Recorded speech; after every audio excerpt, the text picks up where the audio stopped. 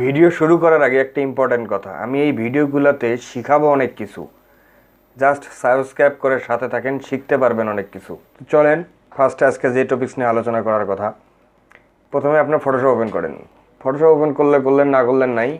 আপনার কাছে যে ডকুমেন্টটা বাংলা হাতের লেখায় লেখা আছে, বাংলা হাত দিয়ে লিখছেন যে ডকুমেন্টটা, সেটা একটা ছবিও তুলতে পারেন, অথবা যদি আপনার কাছে স্ক্যানার থাকে তাহলে আপনি স্ক্যান করতে পারেন। আমার কাছে স্ক্যানার আছে, আমি ফোনের ক্যামেরা ইউজ করব না, আমি ডকুমেন্টটা স্ক্যান করে নিচ্ছি।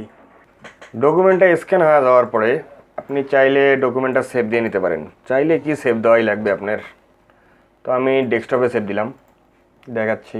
পুরা লো করে দিই কারণ অনেকগুলো জায়গা নেবে। আপনার আমি ডেসক্রিপশন বক্সে যে লিঙ্কটা দিছি সেই লিঙ্কে যান।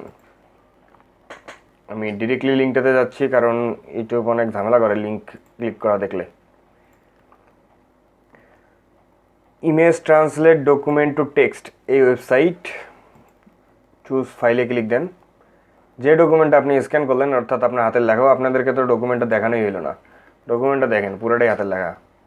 রোগ বিবরণ, কাশি নিজে কোনো রোগ নয়, অন্য রোগের উপসর্গ স্বরূপ। তো এই ডকুমেন্টটাই এখানে ওপেন করেন। Convert to text and translate, তারপরে convert text from the file. যখন কনভার্টিং কমপ্লিট হয়, converted text from the file চাপ দেন।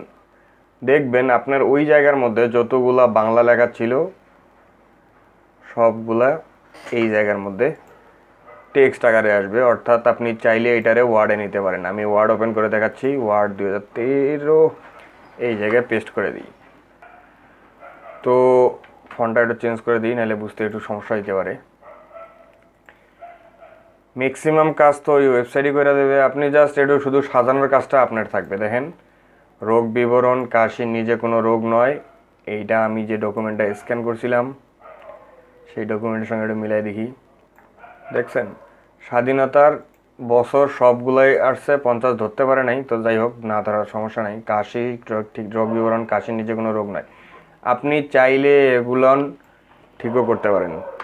যদি আপনার মনে হয় যে এনে পরিবর্তন করা দরকার, আপনি ওয়ার্ডে জাস্ট কপি করে এনে পেস্ট করেন আর যে কোনো কিছু পরিবর্তন করেন। ফন্ট ইউনিকোডে আসবে, বিজয় ইউনিকোড। আশা করি বুঝতে পারছেন। এখন যুগ এতটাই আপগ্রেড হয়েছে যে আপনি হাতে লিখছেন একটা কাগজে, সেই লেখাটা আপনি কনভার্ট করে কম্পিউটারের টেক্সট আকারে নিতে পারবেন, অর্থাৎ ওয়ার্ড ফাইল আকারে নিতে পারবেন। কেমন লাগলো? যদি একটু উপকার করে থাকি অবশ্যই সাবস্ক্রাইব করে দিয়ে বের হবেন।